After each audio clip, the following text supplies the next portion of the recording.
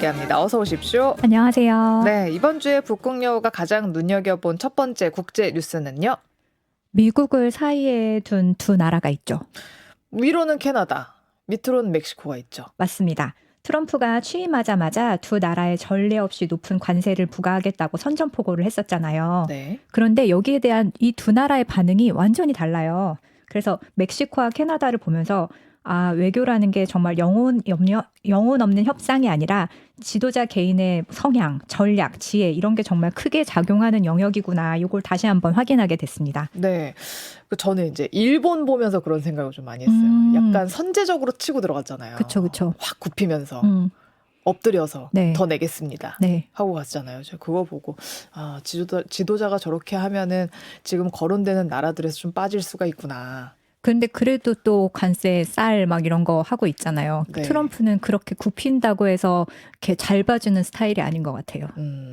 자, 이번 관세 부과 계획이 어떤 배경에서 나오게 됐는지부터 설명을 해주시죠. 네, 먼저 아메리카 퍼스트. 트럼프 대통령은 첫 임기 때도 미국 우선주의를 내세우면서 강력한 보호무역 정책을 추진해 왔습니다.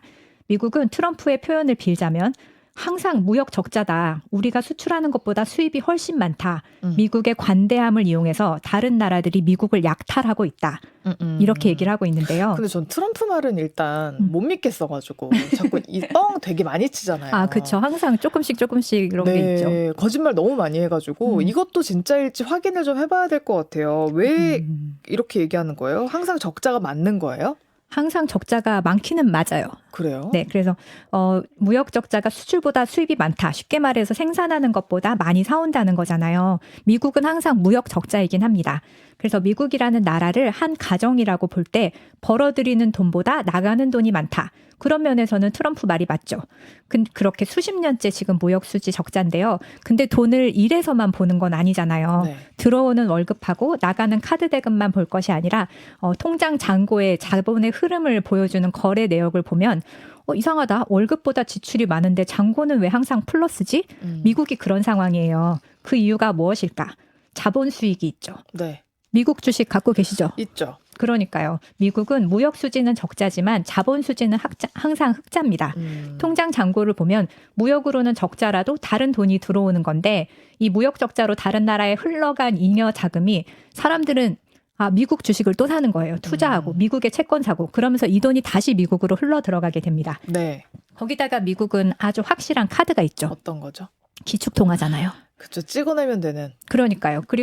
그러니까 항상 미국 달러에 대한 수요가 있어요. 그리고 국채를 산다고 할 때 아무리 이자가 높아도 불안한 나라보다야 언제든지 환급할 수 있고 환율이 안정적인 나라 걸 하겠죠. 그러니까 미국 통화로 사게 되고요. 그런 면에서 무역은 적자지만 자본은 흑자가 돼서 결국 경제의 균형이 맞춰지게 됩니다.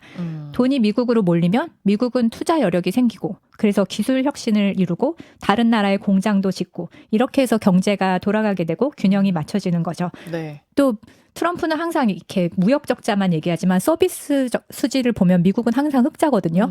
여긴 교육이 포함되는데 미국으로 다 유학 보내서 돈 쓰잖아요. 그렇죠. 네, 그러니까 서비스 수지는 항상 흑자고 우리나라도 여기에 기여하는 바가 상당할 거라고 보이는데요. 그러니까 다른 데는 다 흑자인데 지금 무역 하나만 적자여서 이것도 흑자로 돌리고 싶다라는 그런 마음 아닐까 싶어요. 네, 근데 경제가 그렇게 돌아갈 수는 없어요. 그렇죠. 그래서 꼭 이렇게 말싸움 잘하는 사람들 이야기를 잘 듣고 있어 보면 뭐가 논리에 맞지 않는데 이런 경우가 굉장히 많아요. 그러니까 자기한테 유리한 것만 계속 제시를 하거든요. 맞아요. 근데 그러다 보면은 되게 급하게 가면 휩쓸리게 마련이거든요. 일본도 네. 약간 그런 면이 그쵸. 있었고. 근데 트럼프가 전 세계를 대상으로 관세 전쟁을 선포할 수 있는 이유가 있어요. 왜냐하면 미국은 애초에 경제에서 대외 무역, 그러니까 수출 수입이 차지하는 비중이 GDP의 35%에 불과합니다. 멕시코는 73%, 캐나다는 67%, 한국은 정말 수출 의존도가 높죠. 94%예요. 와. 미국은 수출 의존국이 아니라서 내수가 중요한 나라다 보니까 네. 대미 무역을 하는 멕시코 같은 경우에는 수출의 80%, 캐나다는 수출의 78%가 미국인데 그러니까 이게 정말 관세가 이 사람들한테는 큰 위협인데 트럼프는 그냥 정말 이렇게 날려볼 수 있는 카드인 거예요. 그래서 일기 때부터 줄기차게 관세 카드를 내밀었던 거 아닌가 싶어요. 맞아요. 그게 바로 트럼프가 목소리를 낼 수 있었던 이유인데 트럼프는 취임 직후부터 가까운 나라인 캐나다와 멕시코에 대해서 25%의 관세를 부과하겠다고 선포를 했죠. 중국에게도 EU에게도 각국의 가장 중요한 품목을 꼭꼭 집어서 관세를 부과하겠다고 했지만 근데 부과 직전 계속 철회하고 유예하고 계속 이렇게 하고 있어요. 그건 왜 그런 거예요? 이렇게 왔다 갔다 하는 거예요? 일단은 4월 2일에 전 세계를 상대로 뭐 관세를 네. 뭐 상호 관세를 하겠다고 했는데 이 사이에는 이게 사실 트럼프는 이 관세가 목적이 아니라 이걸 이용해서 뭘 얻어내려고 하는 네. 거잖아요. 절박한 문제가 아니니까. 그래서 이 사이에 각국 정상이 트럼프를 찾아가고 전화도 걸고 얼르고 트럼프가 원하는 걸 갖다 주고 칭찬도 하고 뭐 이러는 상황입니다. 그래서 트럼프를 보면 1대1로 사람을 궁지에 딱 몰아놓은 다음에 자기가 원하는 것을 얻어내는 식의 협상을 하지만 근데 또 트럼프가 여러 번 트럼프를 상대해 본 사람들의 책 같은 걸 보면 논리적으로 설득을 하면 알아듣는데요. 비즈니스맨이기 때문에. 네. 그래서 그 중요한 예가 딱 요번 주에 있었는데 3월 12일에 아일랜드의 미할 마틴 총리가 백악관을 찾았습니다. 저번에 그 젤렌스키랑 만났던 딱 그 자리에서 기자회견을 또 했어요. 트럼프가 인구 500만의 이 아름다운 섬이 미국의 제약산업 전체를 손에 넣었다.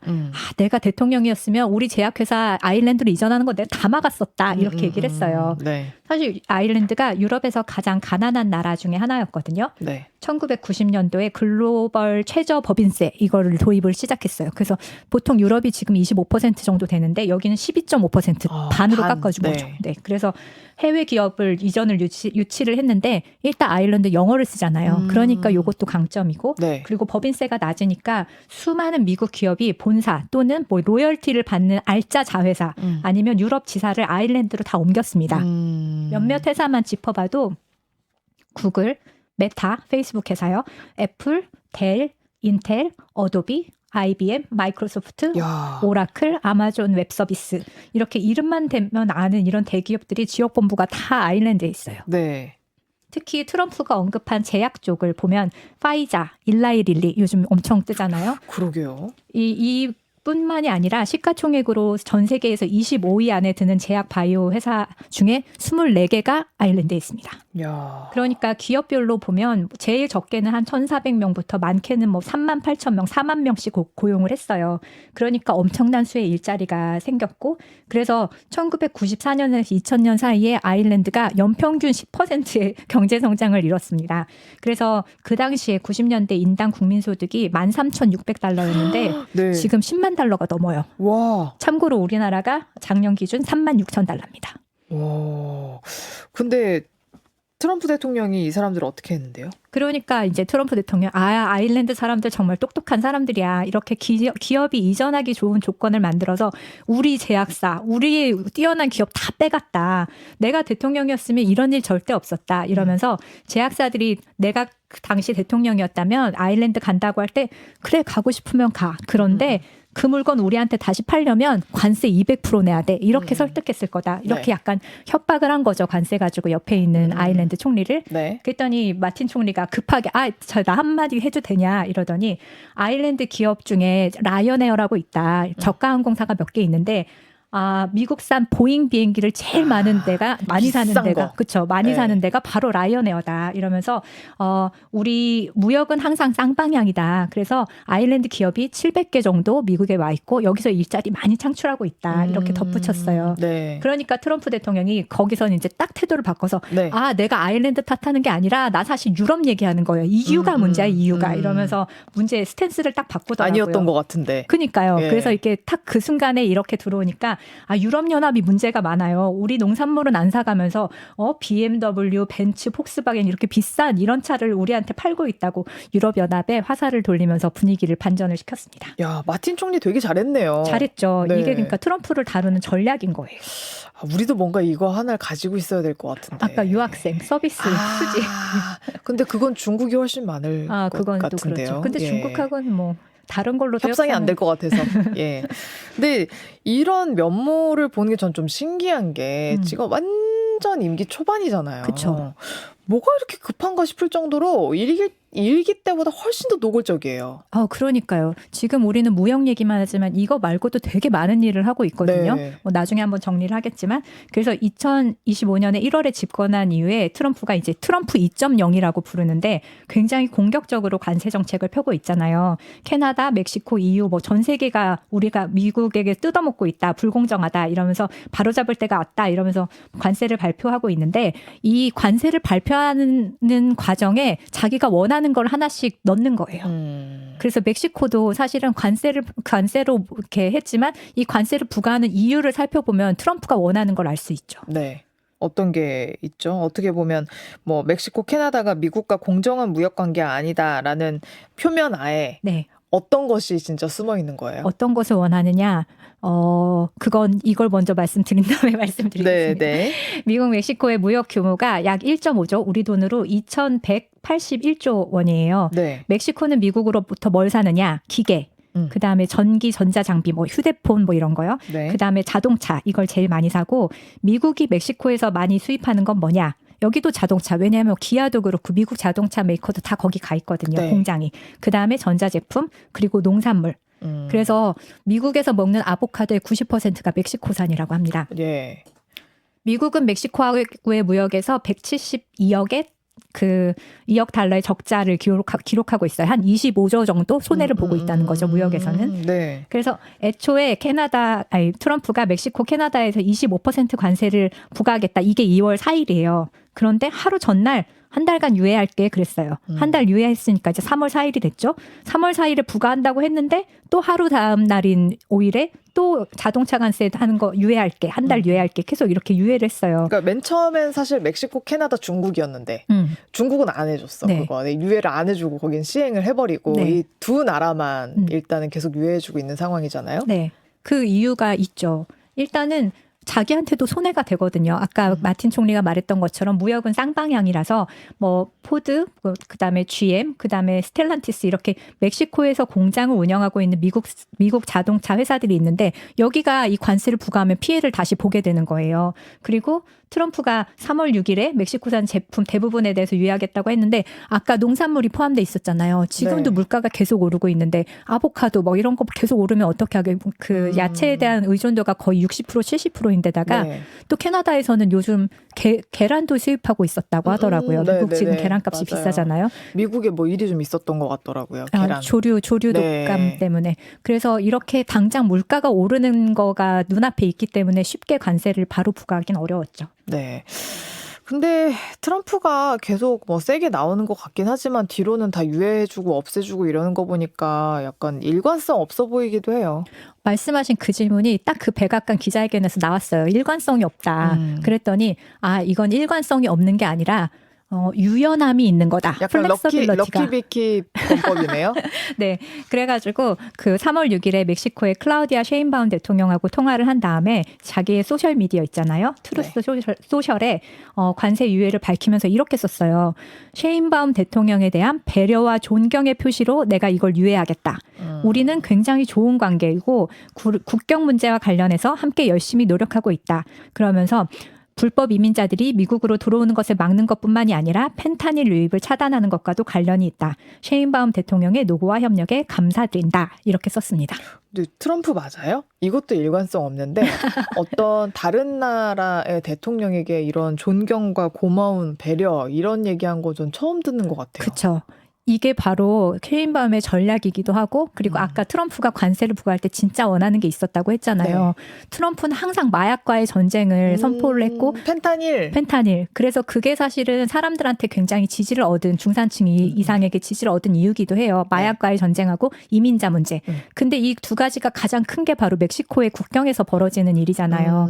그래서 이걸 가지고 이것 때문에라도 나는 관세를 해야 되겠다. 관세를 부과해야겠다 했는데 셰인바움이 여기에 대해서 굉장히 잘 대처를 한 거죠. 네. 그래서 이런 글을 쓰고 나니까 사람들이 다 놀라서 워싱턴 포스트가 셰인바움 대통령은 트럼프를 움직일 수 있는 사람 중에 세계 최고 수준 이렇게 평가를 했어요. 네. 그리고 지금 멕시코의 그 대통령실에 전화가 굉장히 많이 올린다고 합니다. 전 비법 세계 좀 수상들이 알려주세요. 어떻게 했냐, 어떻게 준비했냐. 그래서 지금 가장 인기래요. 유럽에서도 전화가 많이 오고 이웃 네. 남미 국가에서도 전화가 많이 온다고. 그래서 요즘에 가장 주가가 높은 지도자 중에 한 사람이죠. 네.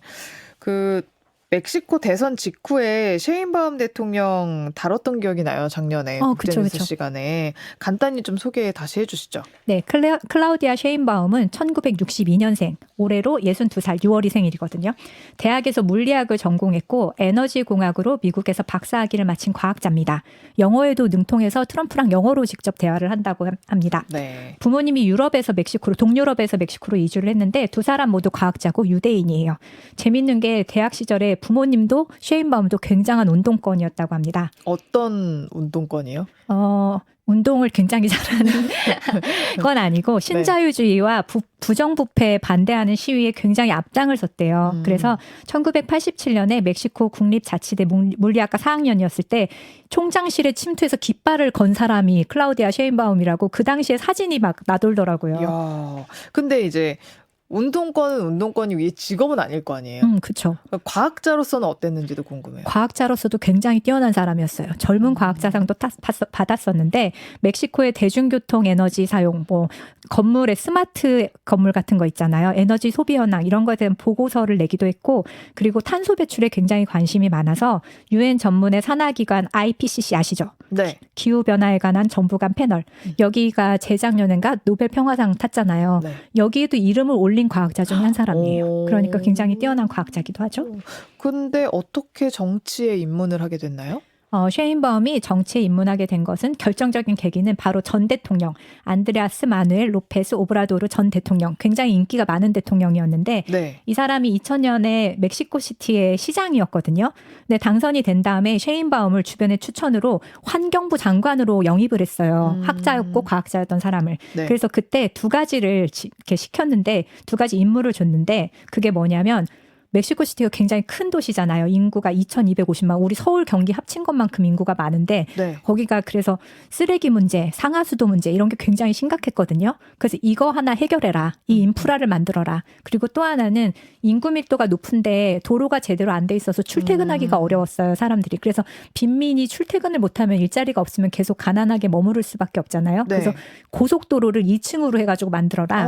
그래서 이 두 가지를 굉장히 성공적으로 해내면서 네. 신임을 얻었고 뛰어난 행정가라는 평가를 얻었죠. 네. 그래서 그 아까 암로가 굉장히 인기가 많은 대통령이었는데 자기의 적자라고 그래서 대통령 후보로 직접 지명을 해준 사람이기도 합니다.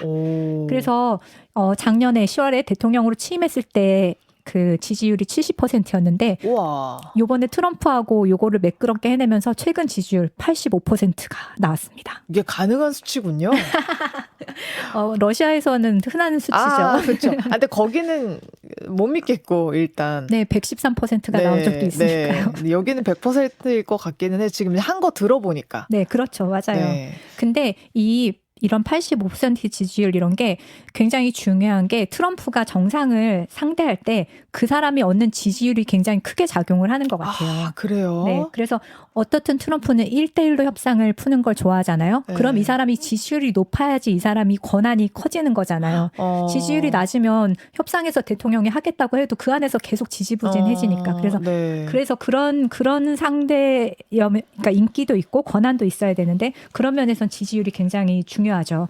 그래서 트럼프는 상대가 어떤 정당인지 어떤 인물인지 이런 건 중요하지가 않아요. 사실 이 셰인바움이 속한 정당 그 모레나당은 국가재생운동당이라서 빈곤층에게 굉장히 많은 복지를 주는 좌파당이고 네. 그리고 셰인바움은 항상 나는 페미니스트다 이렇게 말하는 사람이라면 정책적으로나 뭘로 보나 트럼프의 대척점에 있는 사람인데 그거랑은 상관이 없이 트럼프는 이 사람의 권력의 크기를 더 중요하게 보는 것 같습니다. 아까 아일랜드의 마틴 대통령 총리였죠. 마틴 총리 같은 경우에는 잘 대처를 했던 것 같은데 셰인바움은 어떻게 해냈대요, 이걸? 셰인바움은 트럼프를 세계에서 지금 가장 잘 다루는 사람이라는 네. 평가를 얻고 있는데 이 사람의 전략의 핵심은 인정하고 칭찬하는 것. 네, 트럼프 그 얘기는 하더라고요. 트럼프가 칭찬에 좀 약하다. 네, 칭찬에 네, 약하죠. 칭찬해 주는 거 너무 좋아한다. 예전에 그래서 우크라이나 대통령이 갔을 때 그 상원 의원이었나? 그러니까 추천해 줬다잖아요. 보자마자 칭찬해라. 그러니까요. 계속 볼 때마다 칭찬해라 했는데 결국엔 젤렌스키 대통령이 그걸 안 해가지고 그 의원도 돌아섰다고. 근데 이 칭찬이 약간 비굴하게 해서는 안 되고 네. 진짜 이 사람을 이렇게 동등한 자리에서 인정해주는 칭찬이어야 돼요. 그래서 저번에 어렵네. 왜 이시바 같은 경우에는 TV에서만 보던 분을 현실에서 뵙다니 이런 거는 네.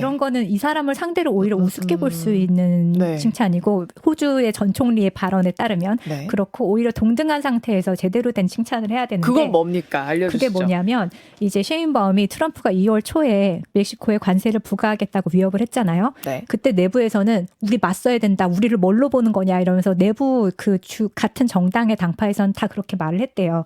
근데 셰인바움이 바로 맞서지 않고 달래는 전략을 썼습니다. 트럼프가 멕시코하고 캐나다에 관세를 부과하겠다. 그 이유가 뭐냐? 멕시코에서부터 들어오는 펜타닐 그리고 불법 이주를 억제하기 위해서다 이렇게 말했는데 셰인바움이 맞다. 정말 그거 정말 심각한 문제다. 내가 정말 방안을 한번 찾아보겠다. 이러면서 트럼프를 일단 달랬어요. 그러면서 셰인바움이 바로 멕시코랑 미국 국경에 1만 명의 병력을 추가로 파견을 했고 그래서 멕시코 국경을 넘어서 미국으로 향하는 모든 차량을 세워서 운전자가 누군지 신문하고 그다음에 마약 탐지견을 다 배치를 해서 와. 그래서 실제로 이때 이런 약속을 해서 트럼프가 알았어. 그럼 한 달 동안 유예할게. 이렇게 하고 넘어갔죠. 네. 근데 이게 한 달만 유예한다고 될 일이 아니라 이게 한 달 앞으로가- 유예한 다음에 또 통화를 했어요. 네. 3월에 했는데 그때 이제 압박을 또 했죠. 그랬는데 이때 기자회견장에서 트럼프랑 이제 내일 얘기를 하실 텐데 무슨 준비가 있나요? 어떤 계획을 갖고 계시나요? 그랬는데 이때 셰인바움이 웃어요. 활짝 웃으면서 우리한테는 플랜 A, 플랜 B, 플랜 C, 플랜 D가 준비돼 있다 이러면서 딱 되게 자신 있게 웃더라고요. 야, 멕시코 국민들 같은 경우에는 너무 믿음직스럽겠네요. 그렇죠. 네. 그래서 셰인바움이 그 다음에 그 트럼프를 만났을 때 미국의 세관하고 국경 단속국에서 입수한 자료 봤냐? 너네 나라 자료 봤냐? 1월 달에 펜타닐 압수량이 지난해에 비해서 50%로 줄었다.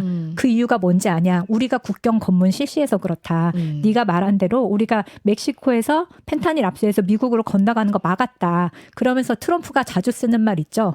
판타스틱, 환상적이지 않냐 이러면서 그 자료를 만들어서 보내줬대요. 직접 보여줬대요. 네. 그러면서 트럼프는 이 자료를 못 받았다고 하더라. 근데 네. 내가 그 자료를 보여줬다. 이러니까 이제 그리고 또 트럼프가 아까 펜타닐 얘기했는데 수십 년 동안 그 수배자 명단 최상위에 있던 마약사범 29명을 미국에 넘겼습니다. 사실 이거는 인권 때문에 내부에서 말이 좀 있긴 해요. 그러게요. 예. 그렇긴 한데 트럼프의 입장에서 보자면 내가 대통령 돼서 마약사범 29명 다 넘겨받았고 지금 마약 이거 수치 떨어진 거 봐라. 국내에서 얼마나 트럼프가 자랑하기 좋겠어요. 되게 과시하기 좋은 업적이잖아요. 네. 그래갖고 셰인바움은 그거를 다 트럼프의 공으로 돌려주는 말을 하면서 근데 또 이게 좋은 게 멕시코는 정말 이 갱단이 무시무시하거든요. 네. 자기 마음에 안 드는 왜 작년에 선거할 때 후보로 나온 사람 중에 갱단을 뭐 어떻게 하겠다 했던 사람 40명이 살해당했어요. 갱단. 그 정도로 와. 갱단의 힘이 센 나라인데 네. 이걸 기회로 삼아서 갱단을 소탕 작전을 펴고 있는 거예요. 국내 정치에서는. 네. 그러니까 또 인기는 올라가겠죠. 그래서 그렇겠네요. 어찌 보면은 셰인바움 같은 경우에는 위기를 기회로 맞습니다. 만들었겠네요. 그래서 트럼프를 인정하고 공을 트럼프한테 돌리는 것. 근데 이런 게 아까 말씀드렸듯이 굴종이나 아부의 태도여서는 안 됩니다. 셰인바움은 트럼프가 초창기에 야, 우리 멕시코만 이름 바꿔야 돼. 이거 미국만으로 바꾸자. 멕시코 걸프를 미국만으로 바꾸자. 그러자. 그러니까 다음날 바로 기자회견을 하면서 과거에는 북미 대륙을 아메리카 멕시카나라고 불렀다고 하던데 그러면서 미국 영토의 국호를 네. 아메리카나 멕시카나로 바꿔서 이거를 보여주기도 했어요. 그러니까 이제 트럼프가 이렇게 멕시코랑 미국 사이에 국경에 담도 세우고 멕시코를 계속 마약 밀매국이라고 하고 그리고 멕시코 사람 전체를 뭐 잠재적 불법 이민자로 대하는 듯이 말을 했잖아요. 그랬기 때문에 아까 안에서도 멕시코에 대해서 뭐 관세 부과했을 때 다 반발을 했는데 그랬는데 여기에 만약에 트럼프가 이렇게 했을 때 이 사람이 국가 정상이 미국에게 숙이는 모습을 보이면 멕시코 사람은 굉장히 자존심이 상할 거 아니에요. 그렇죠. 근데 셰인바움은 트럼프가 도발을 해도 당당하게 웃으면서 여유 있게 이렇게 오히려 한 방을 먹이는 이런 모습을 보이니까 국가 안에서도 이미지가 더 좋아지고 그래서 결국 트럼프가 하는 최상의 칭찬이 있어요. 자기가 말하는 대로 자기가 이렇게 밀고 나가는 대로 안 먹히는 정상들한테 항상 트럼프가 하는 말이 있거든요. 터프가이. 어. You are tough. 근데 이 셰인바움한테 터프, you are tough 이렇게 얘기를 했죠. 아, 그랬군요. 아, 이렇게 세계 정세가 굉장히 바쁘게 돌아가고 있는데 우리나라는 지금 손도 못 대고 있는 것 같은. 근데 저는 오히려 다행일 수도 있다고 생각해요. 왜요? 트럼프를 1대1로 상대할 만한 사람이 지금 없는 와중이라서 지금 트럼프의 관심사에서 약간 멀어져 있는 게 오히려 저는 지금이 다행이라는 생각도 들어요. 어떻게 다행이에요, 이게. 일단 유예를 하면서 뭔가 네. 전략을 짤 시간을 벌었잖아요. 우리 자체적 유해. 자체적 유예. 아니 누굴 만나서 했으면은 쉽게 그렇게 됐을지도 몰라요. 만만한 상대가 트럼프는 절대 아니니까요. 알겠습니다. 자, 지금까지 하수정 북유럽연구소 소장과 함께했습니다. 고맙습니다. 감사합니다.